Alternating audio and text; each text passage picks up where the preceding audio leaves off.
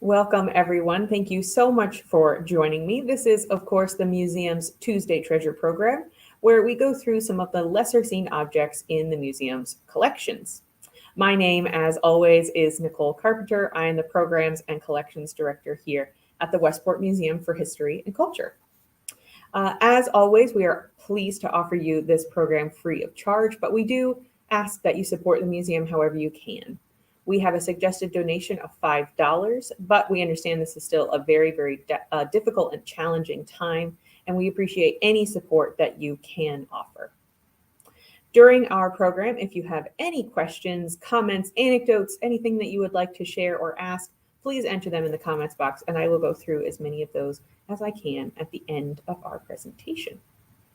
So today we are going through what we called Let There Be Light, or objects that are related to light that are in our collection. These are just some of the items. One item that you will not see this evening during our program is actually going to be on display in one of our new exhibits that will be opening just at the end of next week on October 1st. So we do hope that you will come and see another object in our collection that will be on display in one of our exhibits. But tonight, these objects are not normally on display, so we are going to take a look at them and learn a little bit more about their history. But before we dive into these individual objects, we're going to go through some of the general history as we always do. The first attempt by man to use light was, of course, trying to harness the power of lightning. And that happened around, again, best estimates are around 70,000 years ago. And not only was that lightning used for light, but also for fire and protection and things like that. The first lamp, the true light source that we think of, a man-made object to actually use as artificial light, was made out of either a hollowed out rock or a shell. And it had some kind of non-flammable object that was used as a wick, probably dried grass or wood. And it was sprinkled with animal fat, using it as the first kind of liquid lighter. So this would have been the very first lamps used by man or by humans. In early candles, things like beeswax was used, or tallow, which is a substance created from animal fat. These candles usually used a wick made of different materials, and this would advance over the years.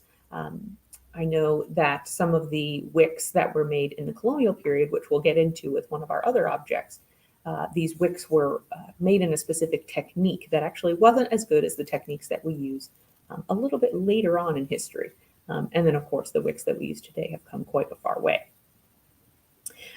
We also know that candles were made out of whale fat as early as 200 BC in Asia.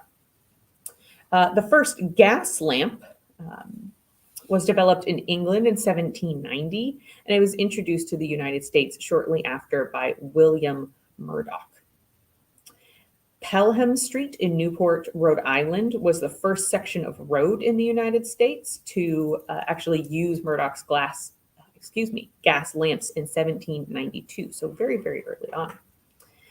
The first electric light was created by an Englishman named Humphrey Davy, and his light was referred to as the arc light, and there are modern versions of this still being used today. Of course, everyone is familiar with the name Thomas Edison, and his first prototype was introduced on October 22nd, coming up very soon, except in 1879. His light burned for 13 and a half hours. And of course, our light bulbs today are much more efficient than that. Later, we know that carbonized bamboo filament was discovered, and that it was discovered that it could burn up to 1,200 hours. And the first fluorescent light was commercially produced by Daniel McFarland Moore in 1904.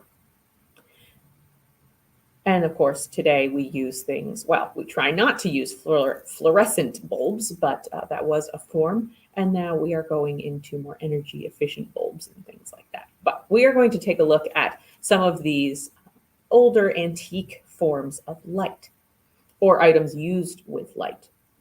The first item I want to show you is here. This item is called a candle snuffer. Now it looks very, very similar to a pair of scissors. If I hold it here, you can see. And I do apologize that we won't have detail shots for you this evening.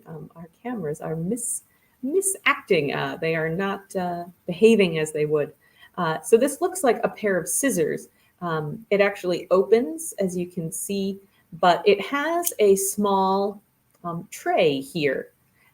Actually, it has that opening there. This candle snuffer was not used for putting out candles. What we think of as a candle snuffer today is not what this was used for. This particular model is actually from the late 19th century, and this is actually used to trim candle wicks. Now, as I mentioned earlier, there are multiple ways to actually create a candle wick out of various materials, but by the late 18th and the early 19th century, candle wicks were twisted rather than braided as they are today. And this twisting method and also the materials created a wick that did not burn away to ash as they do today. So you would have to trim your candle wicks. And these scissors allowed you to catch the candle wick in this little kind of compartment here. Sometimes it would extinguish the candle, might be why it's called this, but it was usually used to trim a candle wick. In the 19th century, something that was used to specifically put out a candle was actually some kind, sometimes called a candle dowser or a dowsing cone, but not referring to this item here. Just that was just used to trim the wicks and to catch the wicks as well. And we know that this is also an item that is used for a very, very long time. We know that some of the earliest examples of candle snuffers or candle wick trimmers like this are from actually the 15th century. So this is a later model. In the museum, we also hold an earlier version from probably the early to mid 18th century. And the design changed very, very little. This is a bit more ornate, but it remained much the same for a very long time. The next item that I'd like to show you is on my other side. This lamp here, this is called a Betty lamp. This is made from cast iron. I should also say that the candle wick trimmer, candle snuffer, is also made from iron. This is made from cast iron. It's called a Betty lamp. This was used to hold whale oil. You can actually see it has a small spout on the front, and there is actually a small window that opens here, and whale oil would sit into the receptacle. A wick would be inserted into the spout, and it would be inserted into the oil, and it would burn for a very long time. We know that whale oil, of course, peaked. The whale oil market peaked in the 19th century, and this lamp is from the same period. It would burn and provide light to free up the hands of the user. It also has a second piece here, this very small piece. You can see it has a small kind of hook, and this would allow the lamp to be hung off of a nail or something like that on a ship or in a house to allow for hands-free movement. I should say that both candles and whale oil were fairly expensive at certain periods in time. They were also quite dangerous in certain periods of time. Of course, they are very flammable, and they often had to be monitored. Again, part of the trouble with your wicks not burning away is that you had to trim them. You had to make sure there was enough oil in your lamp, but also making sure that your light was not causing problems in your home, especially as the 20th century approached, there was much more items and flammable items in the home that caused some worry. But this item was much more efficient and easier to use than some of the previous types of light, including what was called a rush light, a type of candle or torch that was a dried piece of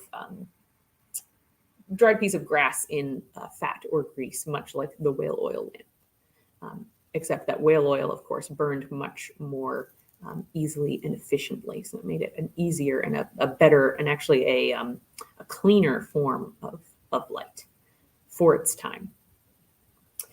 The third item I'd like to show you is called a Delta Power Light Lantern. And we know that this lamp is from about 1960, maybe a little bit older. This is manufactured by the Delta Electrical Company out of Marion, Indiana. And they were creating portable lights. Again, they started in 1916. This may be a later model. And it is made of metal, plastic, and glass. Now, the item that we are looking at is just over here. You can see this large lens on the top. And of course, it has a handle here. And just on the back of the item, it also has a second handle back here. This item, or I should say an item introduced by Delta in 1933, became their single most well-used product, and it was known as the Power Light. It was a 6-volt 2 reflector. So you can see that there is one here and one here, allowing for a very, very bright light. This would continue to be used throughout the 30s and the 40s, and it was actually used by the military during World War II. We know that this product also continued to be produced through the 1950s and 60s, even as late as the 1970s. The fourth item that I'd like to show you here is called a courting candlestick. Courting candlestick, I should say. This dates from approximately 1720 to 1780. It's very, very difficult to date because it is, of course, a very early piece. There's no maker's mark or anything like that.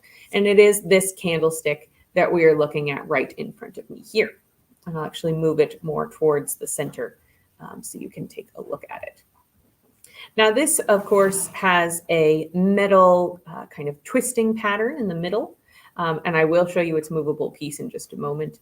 And it has a wooden base. Now, this is called, as I mentioned, a courting candle. Now, it's called that because it would have been used by parents, plausibly a father, to regulate the time that a suitor had in the family's home to actually court their daughter.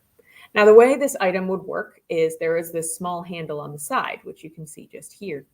This would be used to move a small piece on the inside of this coil, and your candle would be set in, and you would actually raise and lower the candle to give a certain amount of time before the candle was extinguished. If the suitor was not someone that the parents thought very highly of, they might set the time to be quite low. They might set the candle to be quite low and not have as much burning time. If the suitor was very favorable, they might have a very, very long candle, and they might even have a second candle ready to put into this candle, all to kind of control and remind the suitor that he had a very set time to come and speak with their daughter. It's a very fun item. It is the oldest item that we have here on the table today. The last piece that I will show you is this large piece on this side. It is made from iron. It is quite heavy. It does have a small handle on the back. I'm actually not going to move this item around because it is very heavy and it is quite delicate. So made of cast iron and also mica. You can see from the reflection there is a small window on the front of this item. And this is not quite for light, although it is using flame and kerosene much the way that some of these other items, like the whale oil lamp, is using whale oil. It's not for light. It's actually an iron warmer, though you would see the flame on the inside and it would produce some light. This was actually created for the purpose of warming a clothing iron. Kerosene would be inserted into the bottom. It would actually have a 3 3/4 inch wick that this knob here on the side. Oh, if I move our whale oil lamp, you'll see there's a knob here that would control the wick and its placement. And that would regulate how long the stove would actually burn and how hot it would burn. And then you would rest a cast iron on the top of this, and it would actually heat your iron so that you did not have to put your clothing iron on the stove to actually warm it. It was a more mobile kind of item so that you could iron where you needed to instead of in the kitchen. And then, of course, this mica window on the front would allow for you to see kind of how much oil and how much of a heat or flame you had, and how easily it would be to warm your iron for the evening. So those are all of the items that I have for you today. If you have any questions, I am happy to answer any of those. If you think of a question after our program tonight, please enter them into the comments box, and we are always happy to answer those questions for you after our program has aired. My staff and I are always monitoring these for any interesting stories you would like to tell us or any questions that you have. If there are no questions, which it seems like there are, I will wish you all a wonderful day or evening, and I hope that you will join us again soon. Thank you so much.